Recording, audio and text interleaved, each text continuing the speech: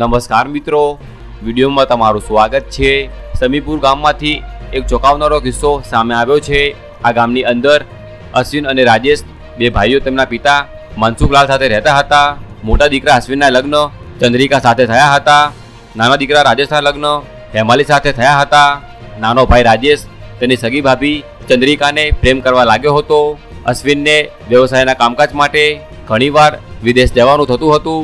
એ સમયે ચંદ્રિકા ખૂબ જ એકલા પણ અનુભવતી હતી। આ વાતનો ફાયદો ઉઠાવી રાજેશ તેની સગી ભાભી સાથે સુખ પામવાની કોશિશ કરતો હતો। તેઓ રોજ રાત્રે એકાંતનો સમય માણવા લાગતા હતા। રાજેશ તેની પત્ની હિમાલી સાથે સૂતો હતો, પરંતુ અડધી રાત્રે તે ચંદ્રિકાની રૂમમાં જઈ તેની સાથે એકાંતનો સમય માણવા લાગતો હતો।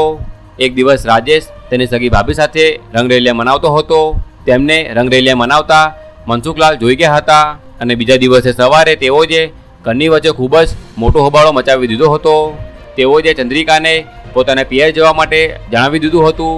જ્યારે રાજેશને પણ આજ પછી ઘરની અંદર ક્યારે પગ ના મૂકતો તે જણાવી દીધું હતું। મનસુખલાલ ભાઈએ ચંદ્રિકા તેમજ રાજેશને અલગ કરી નાખ્યા હતા। આ ઘટનાએ સૌ કોઈને ચોંકાવી દીધા છે।